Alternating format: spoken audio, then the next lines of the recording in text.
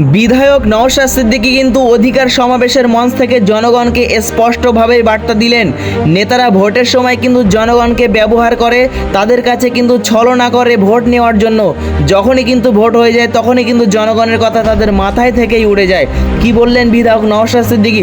তিনি আরও স্পষ্টভাবে বলেন, ভারতবর্ষের সংরক্ষিত এলাকা ছাড়া যে কোনো জায়গায় আপনি বিভিন্ন ধরনের ব্যবসা বাণিজ্য করতে পারবেন, কিন্তু বাঙালি হয়ে কিন্তু সব জায়গায় গিয়ে কিন্তু তাদেরকে অপমান অপদস্থ হতে হচ্ছে। কি বললেন বিধায়ক নওশাদ সিদ্দিকী? বিধানসভায় কিন্তু 40-এর অধিক মুসলিম নেতা থাকার পরেও, বিধায়ক থাকার পরেও কিন্তু তারা মুসলিমদেরকে নিয়ে কোনো কথা বলে না। ঈদের 2 দিন যে ছুটি লাগবে সেই ছুটির কথাও কিন্তু তারা বিধানসভায় দাঁড়িয়ে কিন্তু বলে না। কি বললেন বিধায়ক নওশাদ সিদ্দিকী? চলুন আমরা শুনে নেই। শিডিউল মুক্ত ভাষা আছে, টোটাল 22টি শিডিউল মুক্ত ভাষা আছে। আমি একবারের জন্য কোনো বিধায়ককে পশ্চিমবাংলার বিধানসভায় বলতে শুনলাম না এসটি কমিউনিটির যে পৃথক সাঁওতালি মাধ্যম শিক্ষা বোর্ড তৈরি করার জন্য। সেই বলতে হচ্ছে কাকে? সংযুক্ত মোর্চা তথা আইএসএফ এর বিধায়ককে। এসটি কমিউনিটির বিধায়ক নিয়ে লাভ কি হবে? পশ্চিমবাংলার বিধানসভাতে 40-এর অধিক মুসলিম বিধায়ক আছে, কিন্তু পশ্চিম বিধানসভার মধ্যে দাঁড়িয়ে একবারের জন্য বলতে দেখলাম না যে ঈদে 2 দিন ছুটি দেওয়া হোক, 2 ঈদ মিলিয়ে 5 দিন ছুটি দেওয়া হোক। সে বলতে হচ্ছে কাকে? সংযুক্ত মোর্চা তথা আইএসএফ এর বিধায়ক। পশ্চিমবাংলার বিধানসভাতে এসটি কমিউনিটির বিধায়ক 60-এর অধিক আছে, তাদেরকে একবারের জন্য বলতে দেখলাম না যে ফেক এসসি সার্টিফিকেট এত ইস্যু করা হচ্ছে কেন, বলে বন্ধ করা হোক। সেই বলতে হচ্ছে কাকে?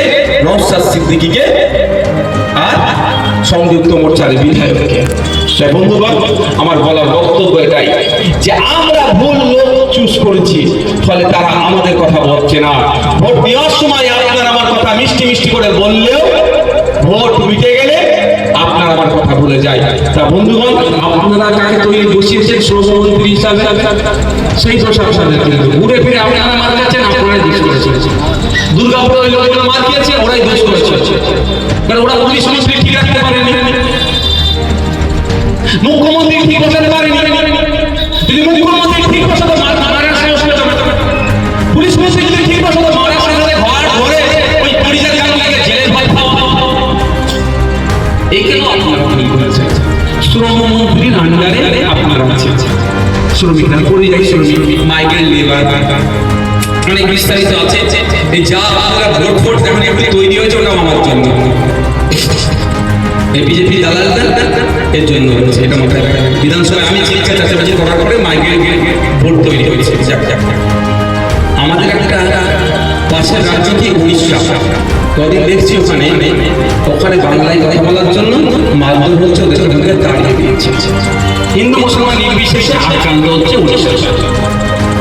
এখন আবার দেখছি উড়িষ্যা সরকার বাঙালিদেরকে তুলে নিয়ে চলে যাচ্ছে, বাংলাদেশি বলে আটকে রাখছে, হ্যান ত্যান এত কাগজপত্র দেখানোর পরে ইচ্ছাকৃতভাবে তাদেরকে দীর্ঘদিন আটকে রাখার পরে কিছু কিছু করে ছাড়। এটা অত্যাচার হচ্ছে। পয়সা নিচ্ছে, আবার পয়সা নিয়ে পয়সা নিয়ে যাচ্ছে। একদম ঠিক কথা না, ছাড়। আমরা দিল্লিতে এসেছি ভাই, দেখো সাক্ষী আছে, আমরা দিল্লিতে এসেছি। দেখো আমি তো কথা বলছি কি? আচ্ছা বলবো, তোমার সঙ্গে কথা বলবো। তো এই সমাধানটা কিভাবে হবে? সমাধান কি হয় না? সমাধান আছে, আমি আপনাদের বলছি। আমি একটা যে উদাহরণ দিলে বুঝতে পারবেন, আরো অন্য রকম উদাহরণ আছে। উড়িষ্যাতে পশ্চিমবাংলা থেকে কত মানুষকে কাজ করছে জানেন? মাত্র 30,000 মানুষ উড়িষ্যা থেকে কাজ করছে, বাঙালি। আর উড়িয়া ওয়েস্ট বেঙ্গলে কত আছে জানেন? 3 লাখ কম করে করেছে। উড়িয়া বাংলায় বেশি আছে, বাঙালি উড়িষ্যাতে কম আছে। আমি কিন্তু এটার পক্ষে নয়, কিন্তু আমি আজকে বলতে বাধ্য হচ্ছি ফর্মুলা হিসাবে। কারণ দেশের সংবিধান freedom of movement, right to মুভমেন্টের পূর্ণ স্বাধীনতা দিয়েছে। সংরক্ষিত এলাকা ছাড়া ভারতবর্ষের যে কোনো প্রান্তে আপনি গিয়ে বসবাস করতে পারেন, আপনি গিয়ে চলাফেরা করতে পারেন, আপনি ব্যবসা করতে পারেন, এটা সংবিধানের আর্টিকেলে উল্লেখ আছে। কিন্তু আজকে কি দেখছি? বাংলায় কথা বলার জন্য উড়িষ্যাতে মার খেতে হচ্ছে, ভারতবর্ষের বিভিন্ন রাজ্যে মার খেতে হচ্ছে। সমাধান তাহলে সংবিধান বহির্ভূত কাজ হচ্ছে। আর্টিকেল 131, আর্টিকেল 131 সংবিধানে যেখানে বলা আছে রাজ্যের সংজ্ঞা ধরে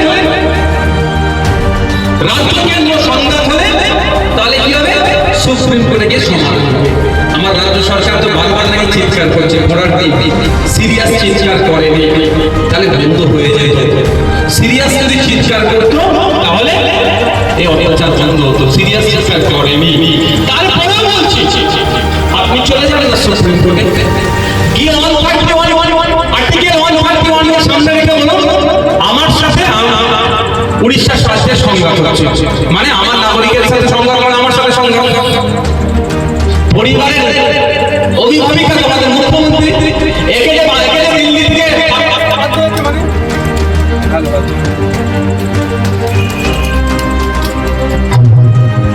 এই যে আমাদের দাদা দিল্লি থেকে বাধ্য হয়েছে, মানে এনার শুধু মাথা হ্যাট হয়নি, রাজ্যের মাথা হ্যাট হয়েছে। তো তাহলে রাজ্য সংঘাত হচ্ছে, এটা সমাধানের জন্য সুপ্রিম কোর্টে যেতে পারত। সুপ্রিম কোর্ট তাহলে নির্দেশনা দিত উড়িষ্যা সরকারকে, গুজরাট সরকারকে, তেলেঙ্গানা সরকারকে, কর্ণাটক সরকারকে, ছত্তিশগড় সরকারকে, মহারাষ্ট্র সরকারকে, হরিয়ানা সরকারকে বা সমস্ত রাজ্য সরকারগুলোকে নির্দেশনা দিত কি যে পরিযায়ী শ্রমিকদের সুরক্ষা দেওয়ার দায়িত্ব সেই রাজ্য সরকারগুলোকে নিতে হবে। যেভাবে আমাদের রাজ্য সরকার 3 লক্ষ উড়িয়াকে প্রোটেকশন দিচ্ছে, আমাদের পুলিশ, আমরা জনগণ আমাদের বুকে আগলে রেখেছি 3 লক্ষ উড়িয়াকে, তাদের সাথে কেউ খারাপ আচরণ করে না। 3 লক্ষ উড়িয়া আমাদের রাজ্যে আসছে, কাজকাম করছে, ইনকাম করছে, উড়িষ্যাতে টাকা পাঠাচ্ছে, তাদের পরিবার পরিজন স্বাচ্ছন্দ্য জীবনযাপন করছে, আর আমাদের 30,000কে তারা সাহায্য করতে পারছে না। সুপ্রিম কোর্টে কি বলতে পারবো? সুপ্রিম কোর্ট উড়িষ্যা সরকারকে নির্দেশ দেবে যে এই 30,000 মাইগ্রেন্ট লেবারদেরকে নিরাপত্তা তোমাকে দিতে হবে, আর যদি নিরাপত্তা দিতে ব্যর্থ হয় তাহলে কোড অফ কন্ডেম্ট হবে, তাহলে ছাড় পাবে তো। এটা করেছে কি মানে মার খেয়েছে, কাটছে কে? নওশাদ সিদ্দিকীর মতো পিছিয়ে বর্গের মুসলমান, বাপ্পি সরেনদের মতো পিছিয়ে বর্গের আদিবাসী, মাহাতো সম্প্রদায়ের মতো পিছিয়ে বর্গের যারা আছে, কুর্মী আদিবাসী সম্প্রদায় আরো যারা আছে, নমঃশূদ্র। আচ্ছা এই তো একটা নাটকবাজি করেছিল আমাদের ইয়েতে বনগা ঠাকুরবাড়ি থেকে, একটা কাজ বানিয়ে দিয়েছে, বলো নাকি এটা যেখানে দেখাবে তোমাকে ছেড়ে দেবে, তাদেরকেও ধরে রেখে দিয়েছে। তাহলে নমঃশূদ্র ঠাকুরবাড়ি যারা আছেন তাদের সাথে অন্যায় হচ্ছে, এই অন্যায় নিরসনের জন্য কি করতে হবে? সরকার সুপ্রিম কোর্টে গিয়ে মামলা করবে, বলছে না। তা আমাদের সরকার কি তাহলে ভুল লোককে বসিয়েছি সিস্টেমে? আমি মার কাছে আসতে হয়েছে, খোঁজ নিয়ে দেখুন ভোটটা 2021 সালে তৃণমূল দিয়েছে। সত্যি তো বলো ভাই, হাত তুলে দাও, সত্যি কথা বলো, উঠে বলো।